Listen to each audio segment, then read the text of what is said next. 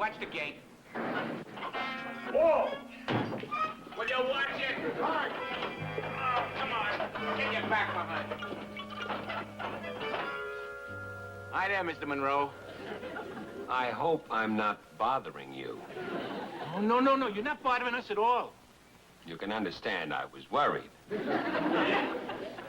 All right, Max. All ahead flank.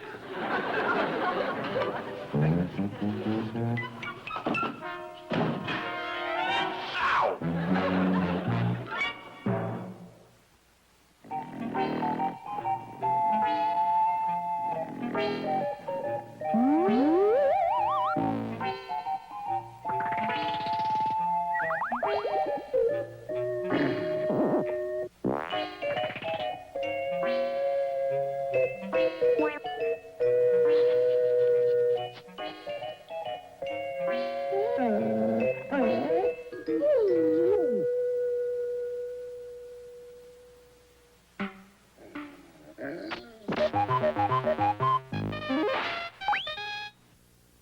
With the...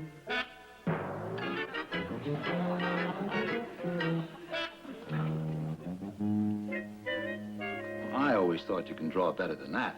I can, but not in an office next to a freight elevator that should have been condemned 30 years ago. That's very small of you, John. Perhaps it is. But until such time as I get more stable surroundings, I will do my writing and drawing at home. You mean every day? Exactly.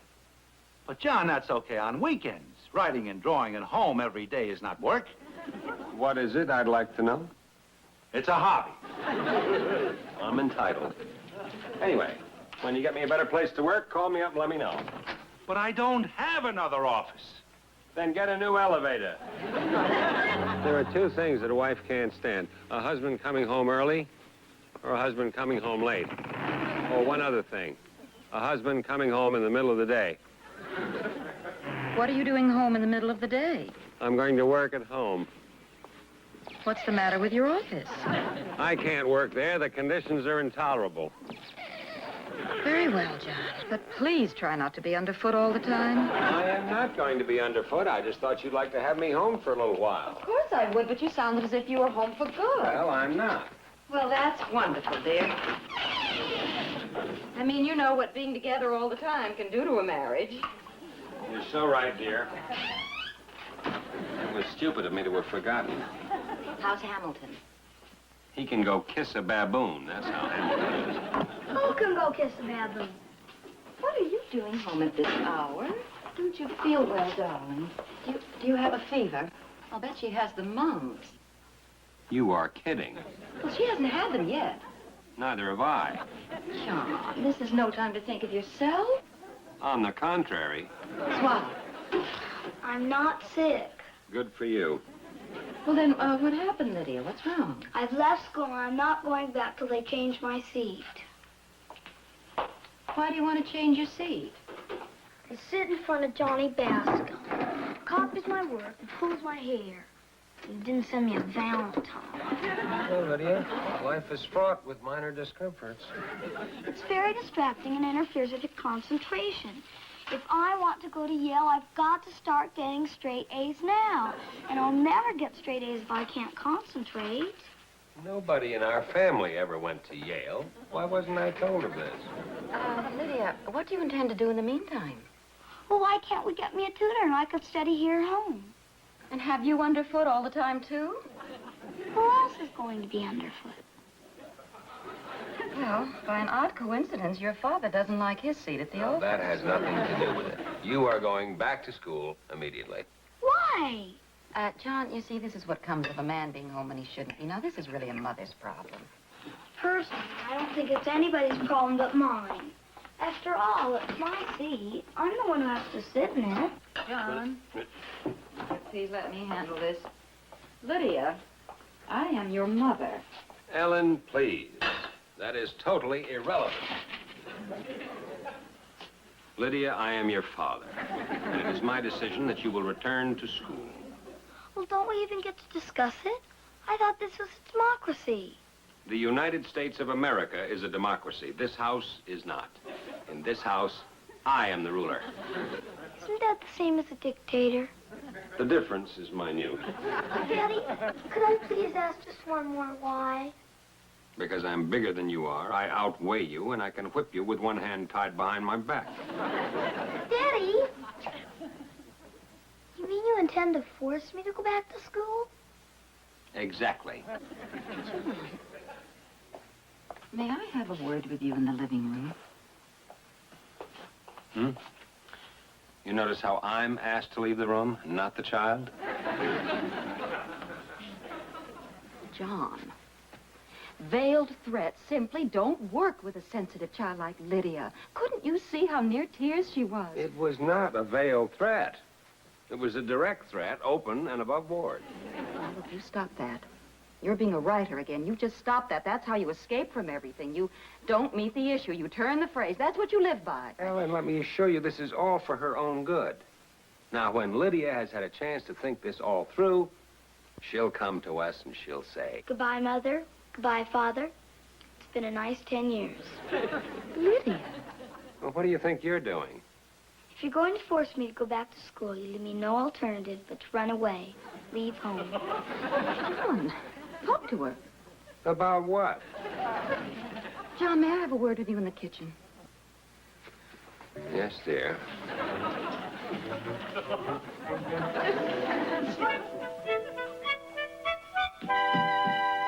Come on now, John. What are we going to do about this? Wish her well. Let her go. No, be serious. I am. If we let her get away with this, every time she wants something and we say no, she'll threaten to run away. But she's only 10 years old. With the IQ of a 55-year-old CPA, I say let her go. See how far she gets. Why, with her gall, she'll own AT&T inside of 6 months, or she can continue her career as a blackmailer. We have the natural bent for it. I just don't understand how you can throw away a perfectly good daughter, John. They're not that easy to come by. Lydia is not so easily swayed by debate. She has to be shown. Shown what? How impractical her plan is. She has no money, no idea of where to go, no influential friends. Oh, John, for heaven's sake. Ellen, listen. I love you, and I love her, too. And I want us all three to go on living happily here with our dogs and our mortgages and our mutual respect for each other and our interesting little problems. But Lydia has a very important lesson to learn. But, John, this is not the way No, to... please, Ellen, let me do it my way. But... Ellen, my way.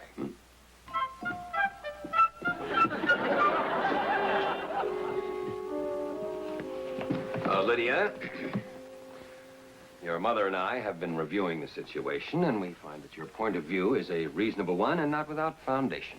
Thank you. That's all right. We don't want you to think of your parents as being unsympathetic. Have you any idea of where you'll be going? New York. New York? Oh, John. Ellen. Oh, well, what I meant was that so far away, Lydia, couldn't you possibly start a new life for yourself somewhere here in the neighborhood? I don't see how. Of course not. Oh, incidentally, what are you going to do for money? I have money. How much? There's $82 in my bank. Well, what are you going to do after that? I'll cross that bridge when I come to it. Well, you seem to have thought things out very clearly and completely. I don't suppose there's anything else to say, is there? I suppose not. Well, goodbye, Lydia. Goodbye, Daddy. Goodbye, Mother. Goodbye, Lydia.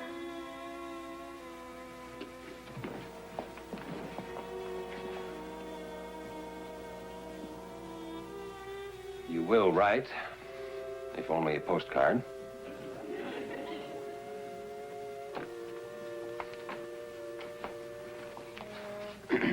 Just a moment, Lydia. Wait for me. For you? I'm going with you. But fathers don't run away with their daughters. Well, I don't like the idea either, but it is a law. What sort of law? Oh, very famous law, established in precedent in a very well-known case. Puberty versus the Senate. Fathers have to see their runaway daughters get where they're going. Well, you can look it up in your congressional record. I don't have a congressional record. Well, I suppose you'll just have to take my word for it. Well, you don't think I'd make up a thing like that, do you?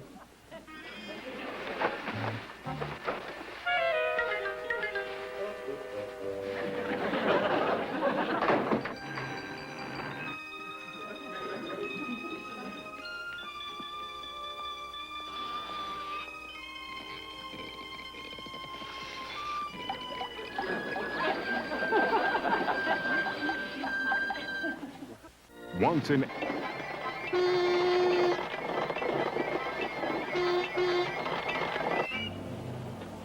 Here's one. Overlooking the Hudson, sunken living room, doorman, $6.50 a month. I don't think so. Too rich? I'll go to the YMCA. You can't go to the YMCA. You have to go to the YWCA. I suppose you know why. Yes, I thought you would. Oh, there's another one.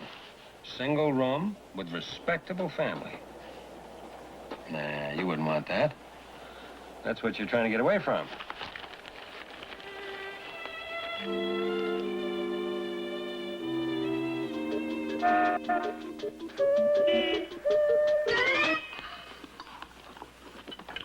Now, let's see if we can find something here you'd like. Oh, be sure and look on the right-hand side. That's where the prices are. And you can tell if you can afford it. Are we going Dutch? Well, if you're going to live alone, you'd better get used to that, hadn't you? Hmm?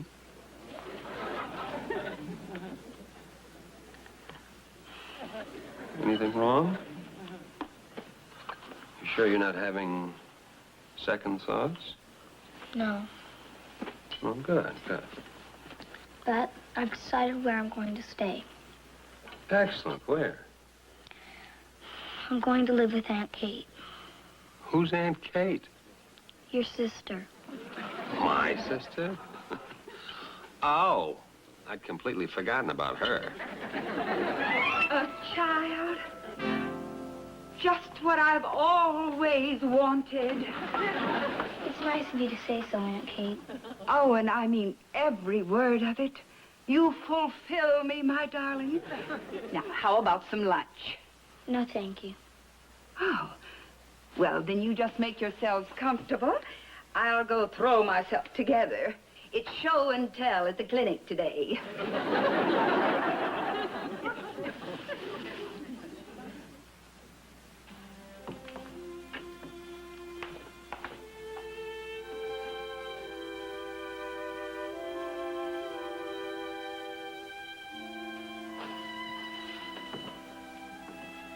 Well, Lydia, I guess this is it. Hail and farewell. Bye, Daddy. I'll keep in touch. I mean, once in a while. If you wish, Lydia.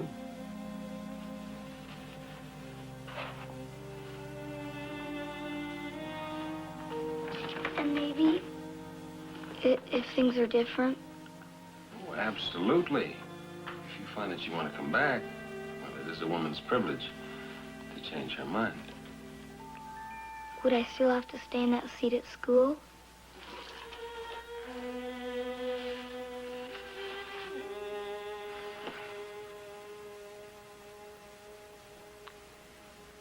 Goodbye, Daddy.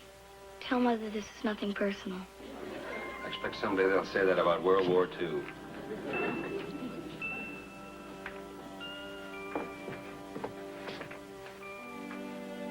Say goodbye to your aunt for me.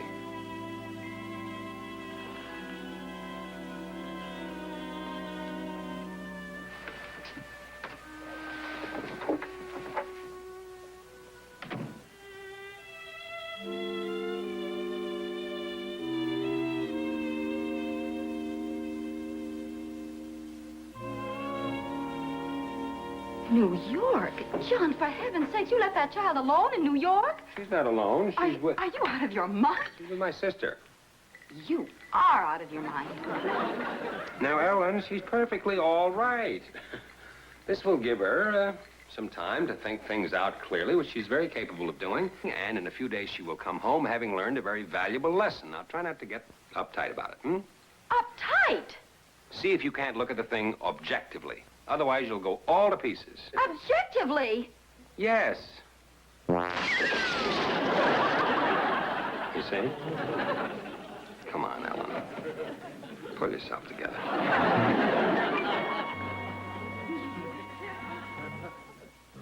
I stayed up here last night. Ellen cried herself to sleep.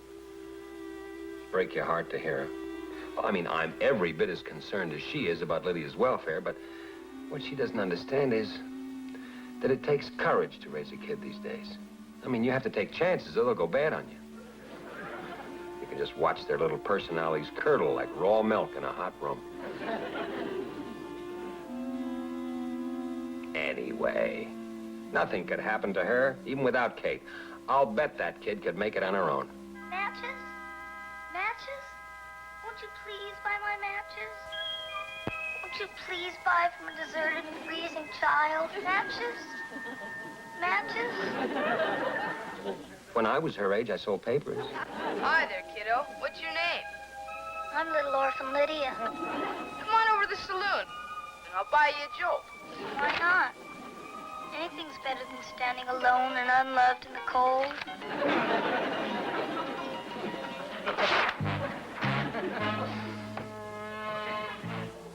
What Ellen doesn't understand is that you raise a child with a certain set of values, and from then on, they're on their own. Now, I know a lot of possessive fathers with an archaic point of view, but I'm a man of some sophistication and experience. Well, I'm not about to panic, because... Hi, Daddy. I've come home. Lydia, you tell me who it was, and I'll kill him. What did she say? Well, when did she go? Well, I don't know, darling. She never said a word. She just took off. Well, where did she go? You know how little girls are. Oh, she's probably just walking the streets. I'd rather she remained a blackmailer.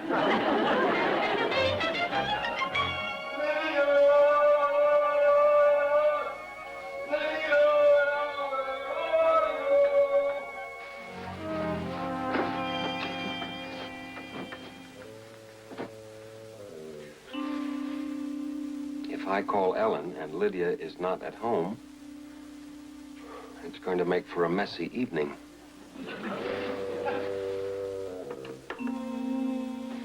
Maybe I better have another look around.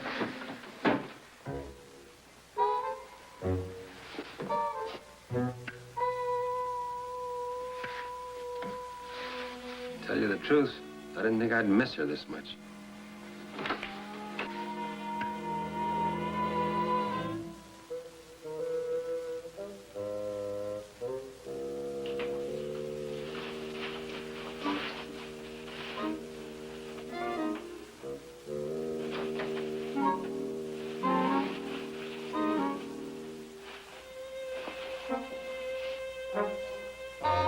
Hello. Hello. How are you feeling? Much better. How about you, John? Fine, fine. That's fine. Oh, by the way, is Lydia home? Yes, she's upstairs. You're kidding. John, she came home hours ago. I thought you knew. No? How was I to know? A couple of hours ago? What kind of a silly thing is that for a kid to do, coming home a couple of hours ago? That she'll hear you. Why wasn't I told? Will you go up there and speak to her, please? All right, I'll... What's she doing up there anyway? She's crying. Crying what for? She's been defeated, John. That's not an easy lesson for a child to learn. Every grown-up within a 50-mile radius of New York City has ganged up on her and defeated her. So I guess you made your point. Well, that wasn't quite what I intended. Well, John, the road to hell is Oh, paved. yes, now I know. Haven't you learned yet not to quote one writer to another? It's bad form.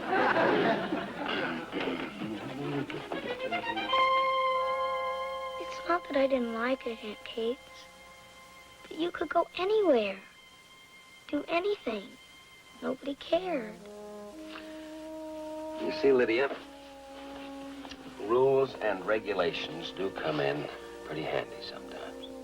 Can they ever be changed sometimes? A little? You suggesting compromise? What's compromise?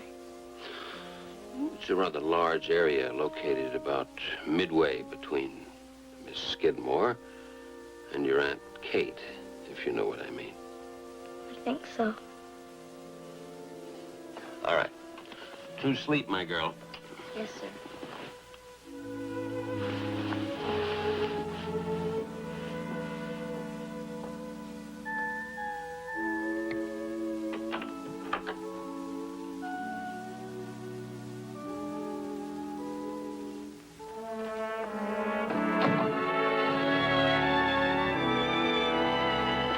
Miss Skidmore, I appeal to your sense of compromise. Now, unless my daughter is removed from the disturbing influence of Johnny Bascom, well, then I'm afraid that Yale 77 is a meaningless phrase, a hollow promise, an empty sweater. I will not be coerced, Mr. Monroe. Oh, certainly not. Nor will I allow the discipline of my class to be undermined. Of course not, Miss Skidmore, but... No, Mr. Monroe. Lydia stays where she is. Good day, Mr. Monroe. Yes, ma'am.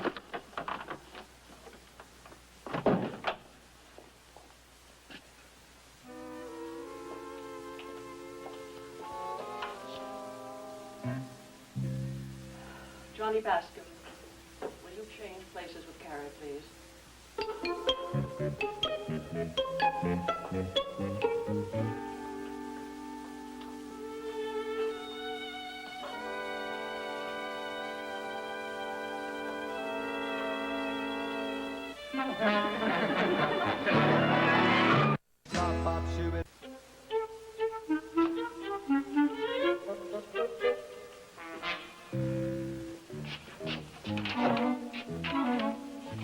This elevator is not to be used between the hours of 10 and 4. That is an order Hamilton Greeley. He compromised. Hamilton compromised. Apparently there's a God for cartoonists and writers. And heaven knows we've needed one. You have my thanks.